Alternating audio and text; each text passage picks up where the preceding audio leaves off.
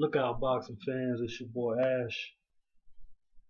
Just saw on FightNews.com that your boy, the Matrix, Andre Dirrell, is no longer under the promotional banner of SMS Promotions, owned by rap mogul 50 Cent. Free at last. I'm glad for the boy. And this just basically proves what I said long time ago. That 50 Cent, just because he was coming into the boxing game, he wasn't going to do shit.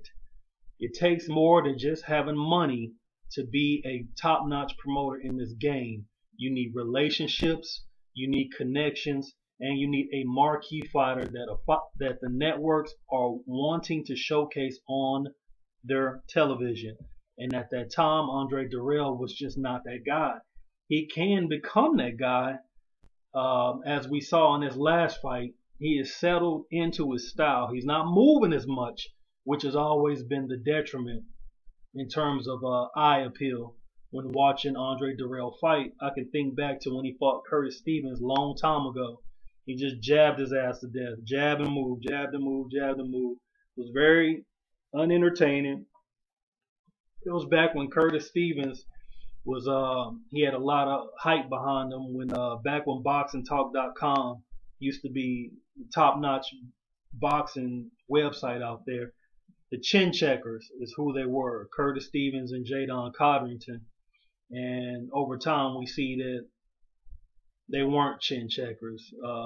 Jadon got his chin checked by Alan Green on Showtime. Showbox, it was a first round knockout. Matter of fact, it didn't even go a minute. And we've all witnessed the career of Curtis Stevens thus far, always coming up short in the fights that will take him to the next level. Not saying that he can't get to the next level, he just hasn't thus far. Will he? Time will tell. I mean, it's not unheard of for a guy who's not considered to be the upper echelon of fighter to win a world title. Rest in peace, Levander Johnson wasn't considered as a top-notch fighter, but he won a world title, and we already know how his career ended up going. Like I said, rest in peace. He was one of the many fighters who would succumb from injuries after a fight with Jesus Chavez. They had a war, and Levander Johnson lost that fight, and he would later die either that night or the next morning from complications with his injuries. It's unfortunate too. He was actually a really good guy. But anyway, Andre Dirrell has been plagued with criticisms from the media and fans alike because of his style. And we all know what happened when he was in the Super 6 tournament. He would fight Arthur Abraham in an absolutely great fight. It's another fight when Andre Dirrell settled and stood his ground against Arthur Abraham and whooped up on his ass for the whole fight, that Arthur Abraham would resort to fouling Andre Dirrell, hitting him in the head while he was on the mat, while he was on his knees. And we already know what happens. Complications with the neurologist. He had to pull out of the Super 6. Then he was supposedly supposed to fight Andre Ward, and that fight didn't take place for whatever reasons. I guess he felt it should be a bigger fight. He should be getting more money due to the caliber of opponent that he would be facing. And whether he's wrong or right is subjective. Andre Ward is the caliber of fighter where you should be making some good money off of, but if the money wasn't there, the money just wasn't there. But the fight didn't take place. Then he would sign with 50 Cent because he was under the impression that Mayweather and 50 Cent were going to go into a promotional agreement and a promotional business venture. Of course, Mayweather had to sit out and had to do his time. That was during the time when Mayweather had to go to jail and do his time because of the incident with Josie Harris, which is one of his children's mother. And we all know that 50 Cent and Mayweather didn't do the promotional venture, and 50 Cent was basically by himself. Um, Tried to move Al Heyman out of the way and promote Floyd by himself, and that basically was the undoing for SMS promotion. As we've seen, no promoter is co-promoting with SMS, only Bob Arum, only if you can do something for Bob Arum. And in the first time he did a co-promotion, a sort of co-promotion with Bob Arum. 50 Cent performed. I don't know if he got paid. He came in. I think they uh, he was lowered into the ring, if I'm not mistaken, while rapping. It just brought more entertainment to a top-ranked promoted event. Like I said, if you can't do or offer Bob Arum anything, I don't really see him working with you because he don't need to. He's a shot caller, been one in this game for a while. And like I said before, having money is not the only thing you need to be a major player in this game. And if you don't have a marquee fighter, a fighter that is popular, a fighter who is popular, a fighter who has no problems filling up arenas, getting fans' interest, um, those are the type of fighters that the networks are trying to push. You know what I'm saying? And if you don't have one of those guys under your promotional banner, then you're not going to have dates. And that's what it all equates to. Because without the dates, you don't have the television exposure. You don't have the access to the type of revenue that you want for the type of fighters that you have, for the talent that you have signed. And 50 Cent had talented fighters signed, but he wasn't going to get these guys the type of purses that they will probably require to be fighting at the level for which they are fighting. They're top-notch fighters. And his promotional stint with SMS has been nothing but a disaster. As we've seen, he's only had a few fights in the last 4 years. He's been relatively obscure. You haven't been hearing his name. And the only good thing about it is that the reigning champion at 168 pounds is Andre Ward, and he's in his own bit of litigation himself. But even without the litigation, he does not have that marquee opponent that can just catapult him to superstardom. And I've always believed in my heart that Andre Dirrell represented that threat.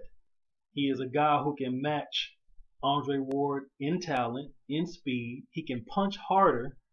And, he has all the physical and mental attributes and traits to give Andre Ward the best fight of his life. You know what I'm saying? The most competitive fight that anybody can ask for at this weight. And with Andre Dirrell being exiled and Andre Ward being wrapped up in a promotional war with Goose and Tudor Promotions, the 168-pound division has not really had that spark that it once had since the Super 6 tournament. Now, granted, the rematch with Froch and Groves did represent a light in that division. It did put the spotlight back on that division. But outside of that particular fight, you haven't really been seeing a lot of hype surrounding fights at 168 pounds. But I digress. Anyway, like I said, money is not the only thing you need. 50 Cent has a lot of money. He has no connections in boxing. He has no relationships with any executives in boxing, in particular network executives. And then you try to move one of the major players, the most powerful guy in boxing, off his throne, off his seat, and it just don't work like that because there was a time when Don King represented that major player, where he was calling the shots in boxing. He had basically all the dates because he had a fighter that represented the biggest pay-per-view attraction in the sport, the most popular fighter in the world, which was Mike Tyson. And that gave him the opportunity to showcase a lot of guys that he had, a lot of talented fighters that he had on his roster on subsequent dates throughout the years, and most importantly on the Tyson undercard, which gave them exposure. And when you have a guy like that has the big ticket in the sport of boxing, Just because you got money, you're not moving them off the seat. It's just the way that it goes down. And I think 50 Cent sees that. I mean, he's a great businessman, but in boxing, in the business of boxing, he was green. And now he knows that you don't hold any cards in this game like you may do in business or maybe in films. Um, this is a whole different animal. Another reason why I say you can't have just money, because Don King at this juncture still has a lot of money, but he don't have dates. You have not been seeing Don King promoted events in boxing for a while now. You know what I'm saying? You may see one here or there on ESPN because he's slowly starting to build his roster up. Don King does not have a marquee fighter that the networks are interested in. He may have one. I'll get to that in a minute. Also, Lou DiBella, he has money. He's a millionaire. You don't see DBE1 promoted events on HBO or on Showtime right now. All you're seeing is Top Rank and Golden Boy or Mayweather Promotions. Gary Shaw has money. You haven't been seeing GSP promoted events, marquee fights on these networks that contain GSP fighters. Gary Shaw. And we already know about the exile of all these other promoters that used to appear on the networks as well. I mean, we used to see guys like a Cedric Kushner. I don't even know if he even exists in this world anymore. You know what I'm saying? Where is he? Tony Holden had a point where he was actually getting a couple of dates here and there. He's nowhere. You know what I'm saying? I don't even know if he even has fighters signed to him. You know, where are these other promoters, man? Why is there such a monopoly in the sport right now? That needs to be talked about. But Don King, like I said, he has money. And just because he has money does not mean he's guaranteed dates. He has left a bad rapport with so many individuals, particularly the younger Don King, not the older Don King, to the point where if anything goes wrong with a DKP event, he's going to get the blame. You know what I'm saying? And he may not even have anything to do with it. But that's the thing. You got to have great relationships in the sport. And once you bite the hand that feeds you, so to speak, it'll bite you in the ass. But like I said before, if you can get your hands on a marquee fighter or somebody that the networks are interested in showcasing, there is a good chance you're going to get dates again. And I think in the future you will start to see Don King make his name again because he has a stake in boxing, a fighter or an entity that the networks have an interest into, i.e., the heavyweight champion of the world. See what I mean? Berman Stavern. I mean, at some point, Stavern and Klitschko's will be getting it on, and Don King will have a stake in that. And if Stavern were to hit the lotto and beat them, then Don King becomes a major player in this game again. And he also has a young fighter under his ledger. I think is Amir Imam. I can't remember the guy's name right off the bat, but you know he represents a very entertaining fighter. He has big power in both hands, but he's vulnerable. You can get to him. His fights are entertaining. He's getting bloody nose in some of these fights. It's not doesn't mean he's a garbage fighter. I mean, I remember when Mayweather was at 130 pounds, I've seen him bleed in his nose before. He had a bloody nose when he fought Emmanuel Augustus. I mean, he wasn't just leaking, but you know, when you get to the corner, you saw a little blood here and there, and they cleaned him up. And he wasn't getting beat up, but it's boxing. You know what I'm saying? These are men. You know what I'm saying? Punches hurt. Anyway, man, like I said before, it's a good day for Andre Dirrell. He's back with the highest player in this game, which is Al Heyman, and he shall be making a return on the 1st of August. And if this absence has proven anything to him, is to not take anything for granted. When you have an opportunity to showcase your skills on television, you need to make the most of that opportunity, bite down, and if you can, if the fight is that easy for you to basically outbox the guy, get him out of there if you can. Don't waste time. You don't get paid for overtime. If you can spark that guy out of here and disconnect him early, then you do that because it only adds to your shine. And if you want to be one of those stars that are getting showcased on television, then you need to step it up when you can. And like I said, in his last few fights, he's been doing it. He's been standing his ground a whole lot more, making it a very entertaining fight. Um, I think he's really gonna, take the bull by the horns and do what he have to do so he can be showcased again and again. He hasn't been making no big money. He still has a family, and bills still have to be paid. You know what I'm saying? He still is accustomed to a certain lifestyle, and if you don't have that type of money coming in at a consistent basis, then you're not gonna be able to live that type of lifestyle. You're gonna have to start doing stuff to make ends meet, selling your sports cars or selling your home and downgrading, um, reducing your standard of living, at least until you can get these big, meaningful, marquee fights. To me, I think he's hungry and he will take advantage of his opportunity. I still think he represents the biggest challenge for Andre Ward at 168 pounds. And I'm gonna say something I know you haven't heard ever. I can't wait to see him fight again. I know people usually don't say that about Andre Dirrell fights, but I really think he has what it takes. He has something you can build on. And I think he would have been at a higher level in the sport had he came out of the Olympics and signed with the promoter. Him and his brother didn't sign with anybody. They were basically in-house promoted, and it was a slow process of getting him seasoned.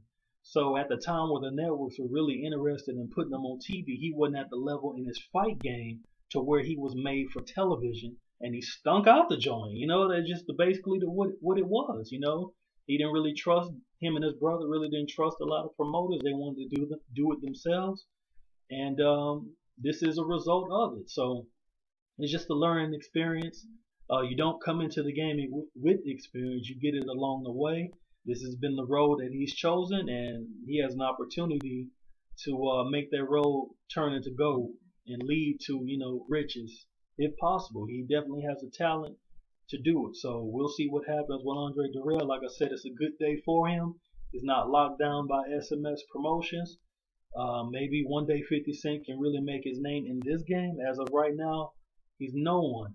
He's just a rapper. You know what I'm saying? And that means nothing. I mean, you got former fighters that tried their hand in promotions and it didn't happen. Sugar Ray Leonard tried to promote. Where's his company? I think Tommy Hearns tried to promote at one point. Where is he? So it's not easy. You don't just have to have a name or just have to have money. You need relationships with the people that matter, and you need a marquee fighter, somebody that the fans are interested in, somebody that the networks can get behind or want to get behind. They have to have an interest in that particular fighter. A lot of things have to be aligned for you, and if it's not, then you basically won't get the dates, and without the dates, you can forget about the type of revenue necessary to keep the talented fighters that you have on your roster happy. Eventually, they'll leave you and go to somebody who can actually give them the fights that they need. Fighters are not interested in the business. It's only give me fights so I can make money.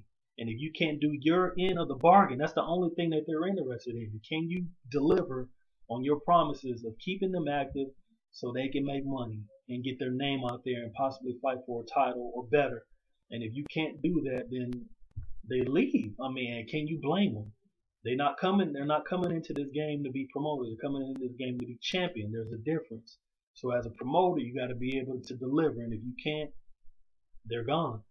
And we'll see what happens with Andre Dirrell this point forward. I think, like I said, it's a good day in boxing for the Dirrell brothers. And let's see what happens with Andre Dirrell's next fight. Till then, it's your boy Ash. Deuces to you.